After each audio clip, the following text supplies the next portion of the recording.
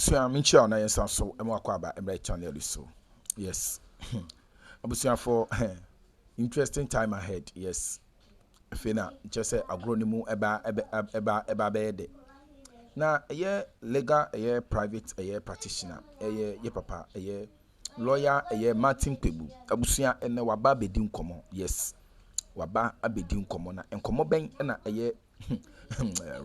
Lawyer Martin Pebu adinine abusia hada so ye be me de jechi mesewa say enen de dikama di channel so abusia be subscribe be like na wabo aso ahema for person be tie no anya bi atie yin nsem a lawyer Martin Pebu e de atudwa na yen kire ya adwen e wo ye comment section ho pomodi aso be subscribe de amai bobo notification bell no so for more podcast updates lawyer Martin Pebu wa make exposes it be exmo nsem o kenyina say 800 million US dollars. Dr. Bawumia edenisa esha se efa AMari deal no ho am onua me no ka say e backfire no papa yi asusuja edi aguma onua enya access koto akra na at this point in time ye munwa na so ye abra wajemre na o church in siminim bedwasrede me da se wajemre e wa ha yenko political highways. Although we also accept that voting is not really rational because it's a lot of visceral politics. So when we say visceral politics, it's a lot of emotions, okay? It's a lot of gut feeling, etc. Right? And so, well, it's not too surprising. It's just that it's sad that the MPP have chosen to go down that. It is necessary to make this because point behind what you are saying about voting, being visceral, whatever. You see, to the extent that pollsters like Musa Dankwa, if they do the science right, can predict over time, and close to the time can give you a 90+% level of assurance, tells you that that science, and the whole point about science is the empirical method. It can be replicated. If you use the same method, you arrive at the same point. Let me say this, which is very well known. People would accept things that work with their emotion. Things that sit well with you, you are more likely to accept them. True. So when Evans came here and was saying the things that Martin says, all this time it's been Musa Dankwa telling us something. And it didn't sit well with him because we know where his emotions lie. So when Evans came and whatever he was saying went in that direction, he just jumped on it. Yes. We should, that is what is called prejudice. No, I'm not. It's also science. No. Negative bias. Because Bawumia obviously carries a huge baggage. Extremely huge. Don't go there. That's the problem. No. So that's the problem. The point I'm making at the you point go and vote for somebody who is obviously going to lose. Musa Dankwa, haven't you said that any candidate? We are talking about polling. Yes, so that's what I'm saying. And there's a tendency of people to shift in a certain direction that their emotion moves them in more than their mind. That's why prophets have the sway they have. That's why people like Martin, who don't like Bawumia, don't want to hear Musa Dankwa. Look, Musa Dankwa is not a Bawumia supporter. Oh, no, but who said so? I haven't said then so. When the facts are put down, let us all put our emotions aside and follow the facts as much as possible. So the point I'm making, you see, so it's a clash of two sciences. The psychologists will tell you that negative bias is huge, right, in elections. We remember the negatives. So the moment you put Bawumia on the ballot box, that is the return of Kufuor, right? And so that is going to hit him bad. But he's not going to make it. So that is it. So that's a negative. That is not negative bias. It's science. It's psychology. I'm talking about. I'm also talking science. It's psychology. Googling what is negative bias. No, that's psychology. It's subjective. Say so. I'll come to you.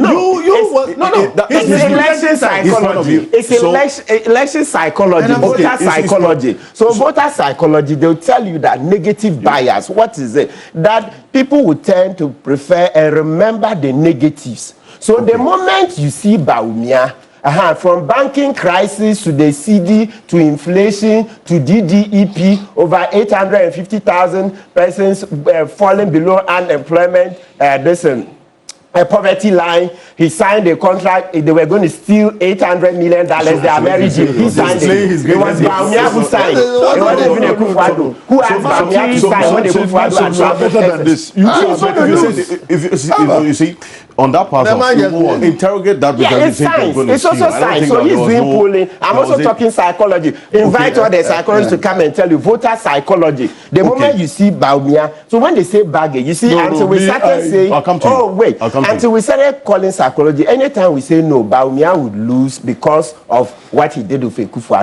It's psychology we say, except that we just didn't mention the word psychology. Then people say, oh, you haven't said anything. So now we want to mention all the terms. Negative bias, it will eat Bawumia. Okay, so we'll see how the negative bias will play out because we've and just gone let us comment on that. No, I'll come to you. Yes, I'll come to you.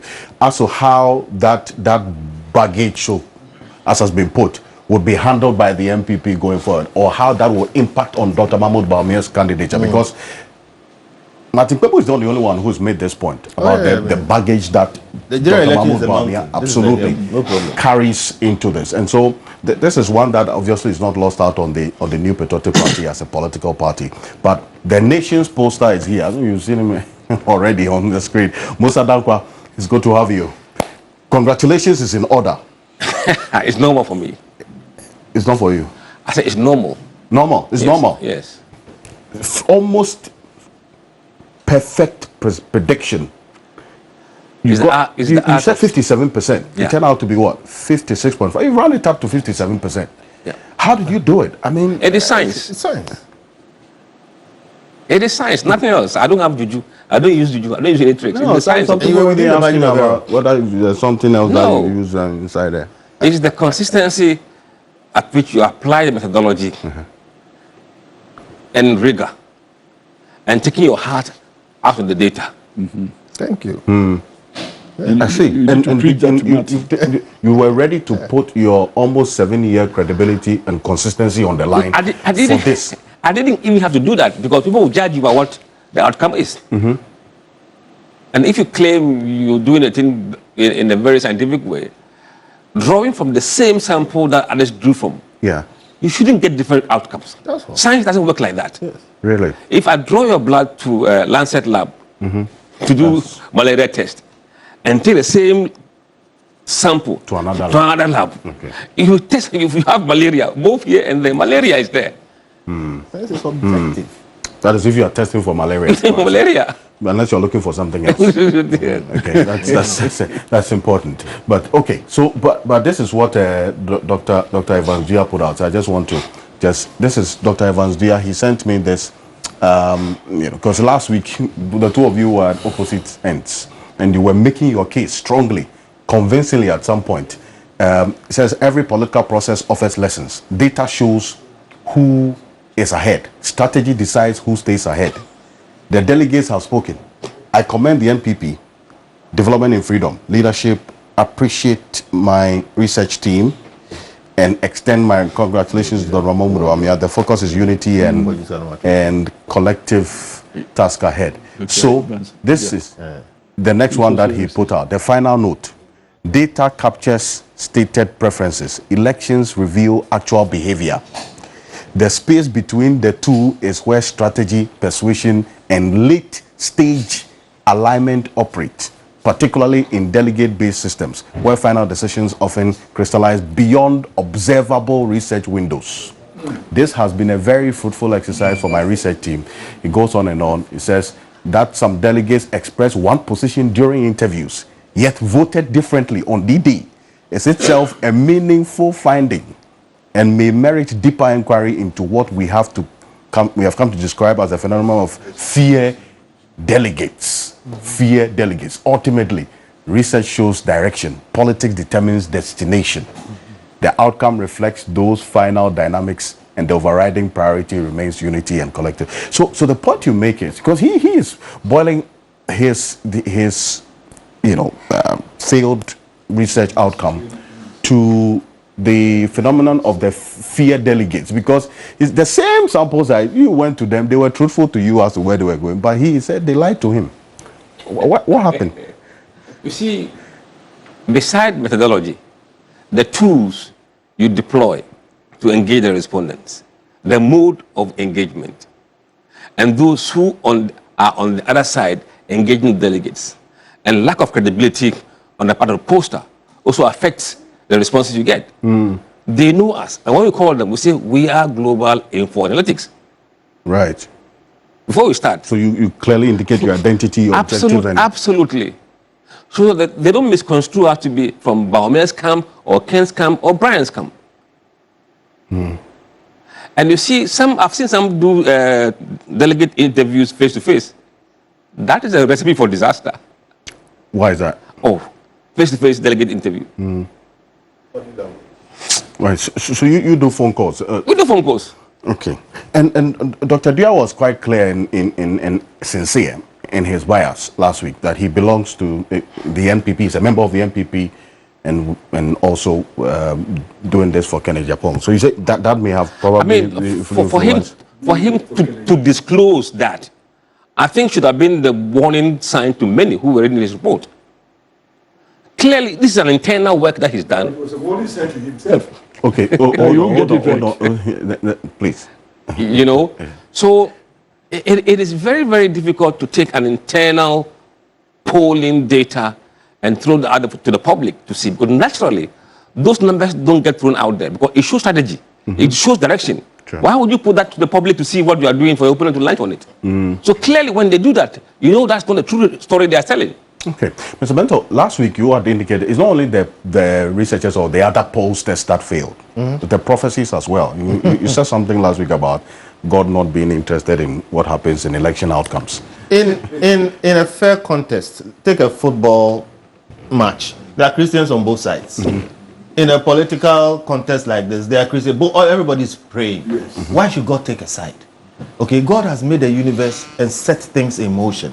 Okay, and if you do the right thing, you will know, or you will reap what you sow. Sure. This whole idea, and I say this because it's important, and some of these false prophets, and I emphasize false, suggest that they can do some things and make a certain outcome happen. True. It's a lie from the pit of hell.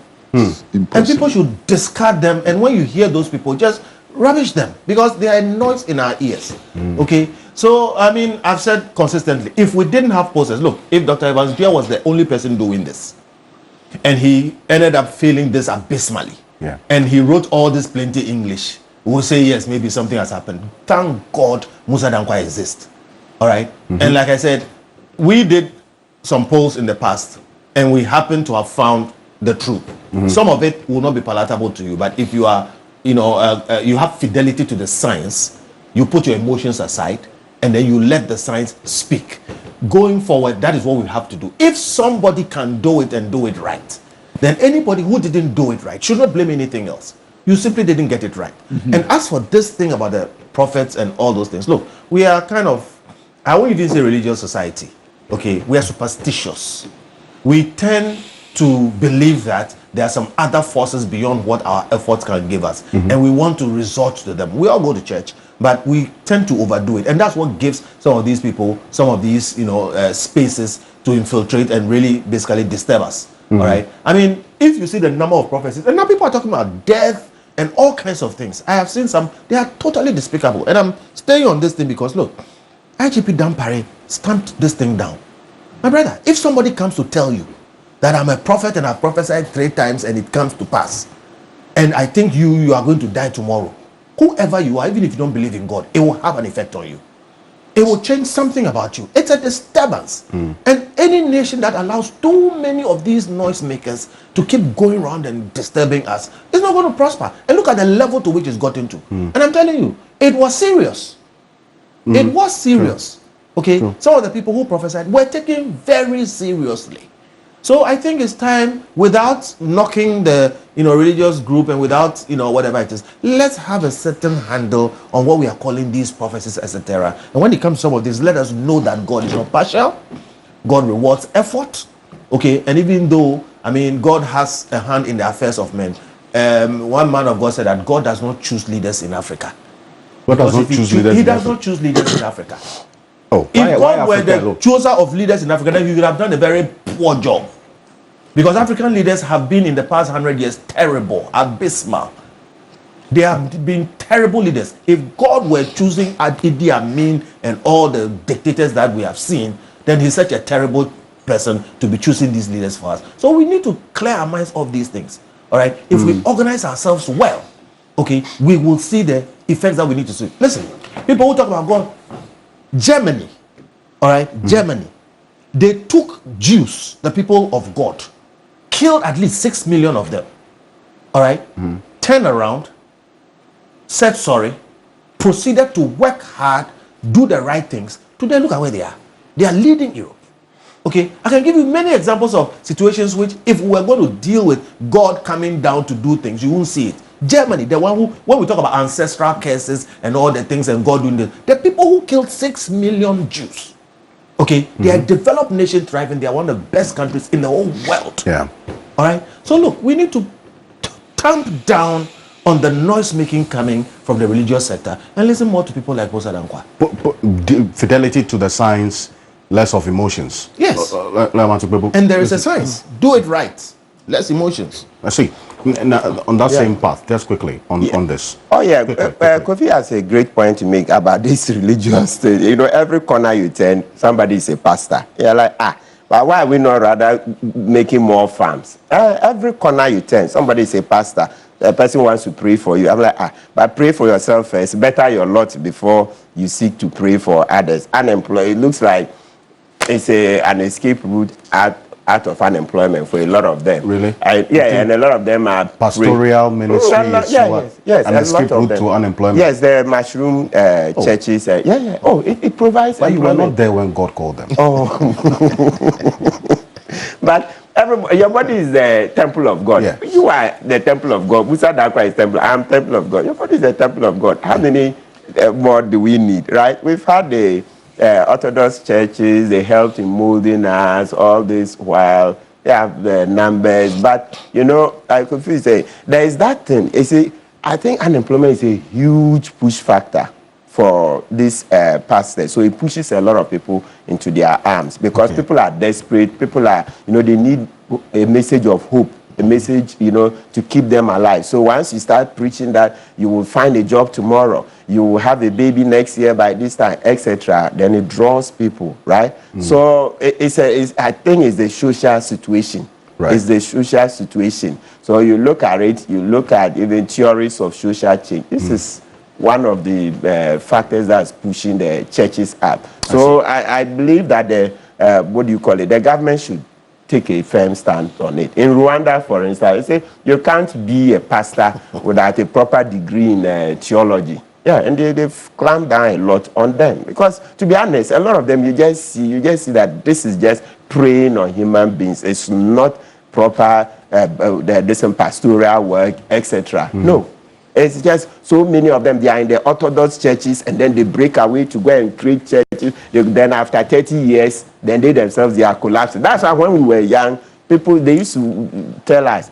You hear parents saying, "I'm not attending a church I'm older than." You hear parents say, "I'm not attending a church." You see, and as you grow, then you see that there's wisdom in it. True. Some started, they were bastardizing the Catholic Church. Today, they are in cassocks like bishops. Then you're like, but 30 years ago, you said the Catholic cassock and this were not biblical. Today, they are wearing more cassocks than even the Catholics. They are more bishops than even the Pope, etc. Right? So this religious thing, Charlie, it's a real constraining factor in the way we develop. Look, you even wake up at dawn when we should be discussing proper ideas to develop. People are praying and praying and praying and praying and not doing commensurate work. You're not taking out the real importance of prayer as well. I don't think that's No. I'm a prayerful person, but what I'm saying is that there's a disconnect. It's disproportionate. Yes. Look, Sunday, immediately after this, from 9 a.m. to 12, you tune in a lot of the radios. It's all prayers. After 12, it's all. I'm like, but this, you don't use much of the energy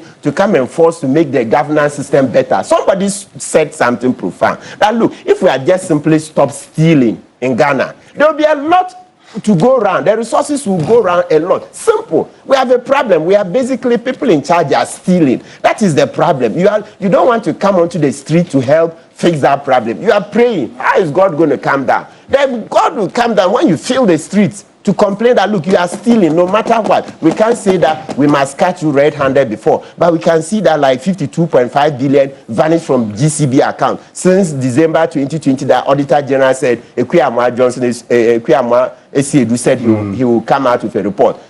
This is a self-year. He has not done it, and he's drawing a salary. And then instead of you to come out and demonstrate against Johnson Akroma, you are busy praying. What kind of logic is that? How is God going to come down and do anything about that? So the problem is that we are stealing. We are just stealing. Okay. So if you want to fix unemployment, etc., let's talk about fixing the stealing that we are stealing both in the private sector and the public sector.